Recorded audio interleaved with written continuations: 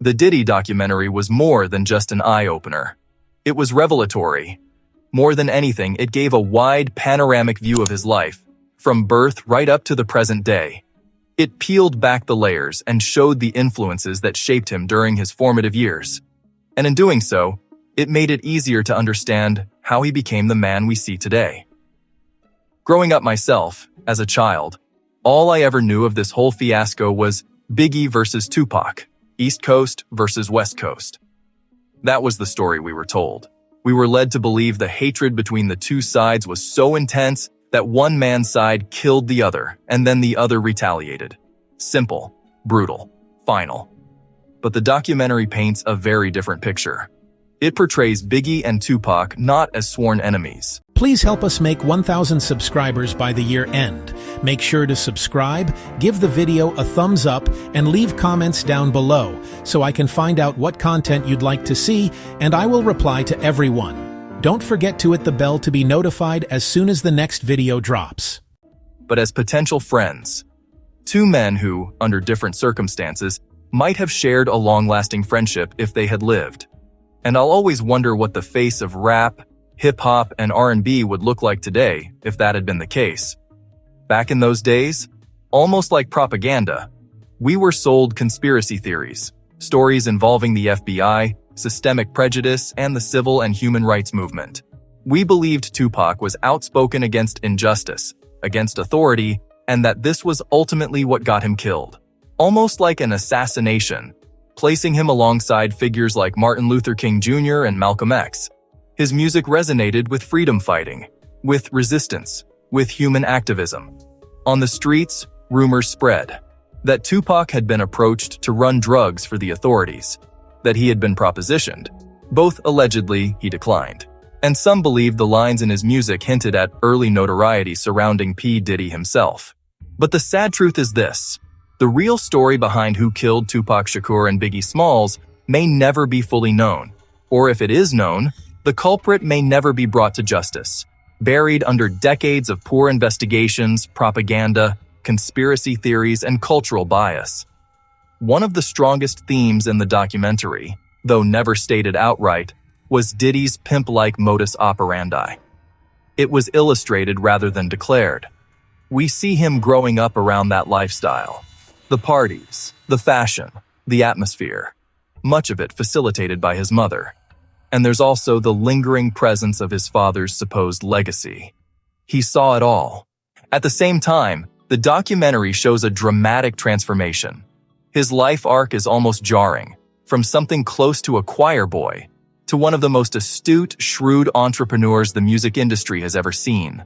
We're shown a young man learning to ride his first bike, a non-drinking, non-smoking Catholic altar server, privately schooled, clean-cut, and then we see what he becomes. It's clear he took the most impactful lessons from his life and applied them ruthlessly to his career. The documentary also suggests he tried to live in the footsteps of his father, a hustler he barely knew. His father was murdered by an unknown gunman, a crime that remains unsolved to this day. It's believed he may have been killed for being an informant, but that's never been proven. What is clear is that Diddy was shaped far more by his mother than anyone else. She was his greatest influence, particularly during his formative years. Through tragedy and experience, he learned the power of fame, influence, and control, and that understanding fueled his rise to the top. There are debates behind closed doors about whether he himself was abused, molested even, and whether that shaped his later behavior. But he's never said this publicly, and no confirmed sources support it. Now, the documentary never explicitly says Diddy was a pimp, but it doesn't really need to, because what it shows is exactly that. He ran his empire like one. Colleagues, peers, partners, employees. They weren't people, they were possessions. They were exploited. And disturbingly, many of the alleged victims were teenagers. So it raises a big question. Why isn't P. Diddy in prison for life, or at least serving decades? Stay tuned. The reason he didn't receive a life sentence following the September sentencing isn't just because he could afford the best legal team money can buy, it's because of the nature of the acts themselves. Many of them weren't legally classed as non-consensual, The sex, the drugs, the orgies, the parties, even the violence used to get his way, these things weren't news stories coming out of the bad boy camp. For decades, we've seen Hollywood and the music industry rocked by allegations of sexual misconduct. P. Diddy isn't the first to exploit others, though I'll admit, he appears to have taken it to extremes. It's a shame he was allowed to go on for so long without being held accountable. And why was that? Here's my take. People looked up to Sean Combs. He wasn't a vocalist. He wasn't really a performer. He was a mogul. He understood the business. And for a long time, he held the reins of the industry, at least the part he dominated. He pioneered it through sheer shrewdness. But what's now been exposed is a level of notoriety that has shaken the world. His greedy business practices drove collaborators away. Former allies turned into enemies. Those infamous white parties, the freak-offs. They weren't just indulgence, they were part of a networking and PR ecosystem. At the time of his arrest, he was reportedly found in possession of Class A narcotics, automatic weapons, and other illegal assets. Yet none of those charges were pursued at sentencing. Since then, he's reportedly facing over 100 new charges. So the saga continues. And it makes you wonder, are we seeing justice or political dice rolling over what charges could realistically stick? Now, this isn't to say the victims wanted to be exploited. Many went along with it, until it no longer served them. Abuse, exploitation, and blackmail are never justified, regardless of fame or infatuation. But it's also true that silence protects predators. The documentary suggests this behavior began early in his life, starting with an incident where a woman was allegedly sedated and photographed while unconscious. Whether sexual assault occurred remains unclear, but testimony suggests this became part of his method. Then there's 50 Cent. Some praise him as the man who exposed the truth. But was it heroism, or simply the continuation of a decades-long feud dating back to the 1990s? Their relationship flipped constantly. Friends, enemies, back again. Both moguls, both powerful, but coming from very different worlds, with very different principles. 50, shaped by the streets, repeatedly called Diddy out, through music, interviews, and social media. And in hindsight, many of his accusations seem eerily accurate.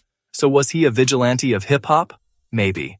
What is certain is that he wasn't afraid to speak up, and if more people had done the same, maybe fewer would have been hurt. There's an interesting parallel here. Tupac and 50 had a lot in common. Both confrontational, both outspoken, both shot.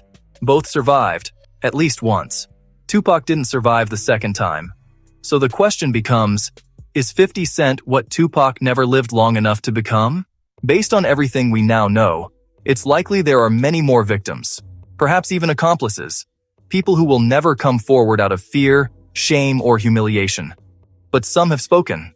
Bodyguards, former friends, associates. It's also been reported that the documentary itself was edited, censored even, because Netflix wouldn't allow certain material to air due to legal risk. Allegations of stolen footage were denied, with producers stating it was content compiled by Diddy himself. And while 50 was an executive producer, he reportedly had no creative control, countering claims that this was just another chapter in a personal vendetta. So what exactly were his crimes? Racketeering, sex trafficking, transportation for prostitution, domestic violence. Under the Mann Act, crossing state lines for sexual exploitation can carry a sentence of up to life. Yet after sentencing, his punishment was reduced to around 5 years, factoring in time already served. He's currently incarcerated in Brooklyn. And not long ago, he was reportedly held at knife point by another inmate, likely an intimidation move tied more to his wealth than his crimes. Federal raids carried out by Homeland Security seized vast amounts of digital evidence, suggesting long-term surveillance. That tells me this investigation went far beyond baby oil and sex parties. Drug trafficking, money laundering, racketeering, evasion. These may still be coming. At its core, Sean Combs built an empire on exploitation, fueled by narcissism and predatory behavior. Eventually, enough people turned against him. This case came to light because people finally spoke up. And while this may only be the tip of the iceberg, it's clear there's much more we don't yet know. He wasn't the only one. Some were just smarter. Better at staying invisible, rumors persist of even more powerful figures, untouchable and unnamed. So the big question is this: are we heading toward another Epstein-level reckoning? Will there ever really be an end? Judging by cases like R. Kelly and Epstein himself, this saga could drag on for decades. These stories are reshaping how we view the entertainment industry. And one thing's for sure, they're not going away anytime soon. So, what can we actually say after all of this? What clear, hard lessons can we draw?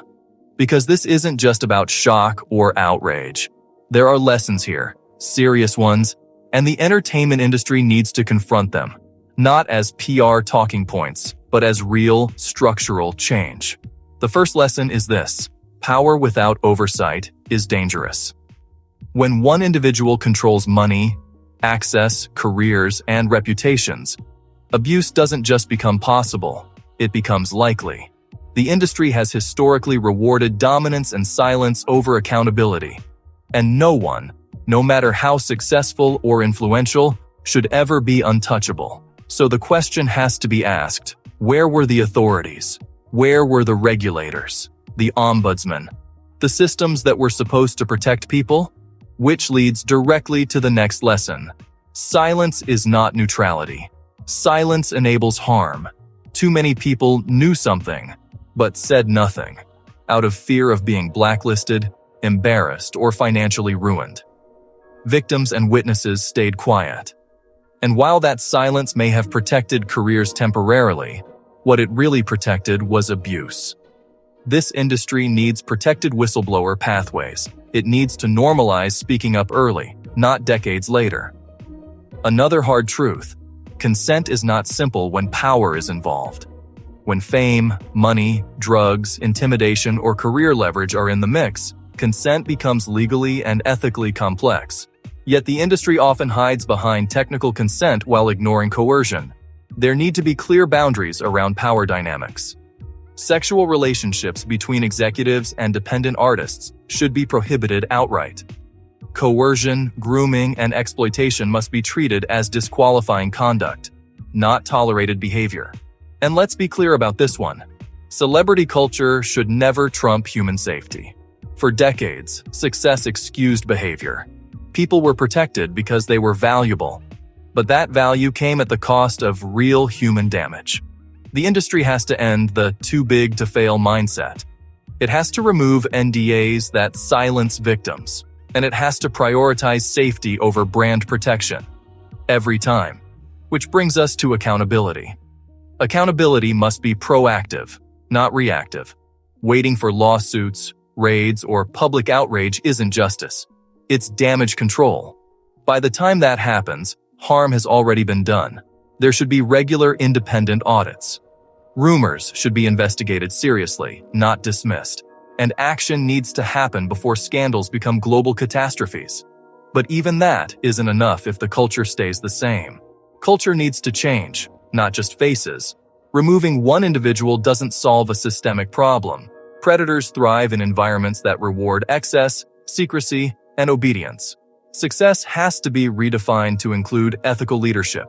Artists need to be educated. Please help us make 1,000 subscribers by the year end. Make sure to subscribe, give the video a thumbs up, and leave comments down below so I can find out what content you'd like to see, and I will reply to everyone. Don't forget to hit the bell to be notified as soon as the next video drops. Early about boundaries and their rights.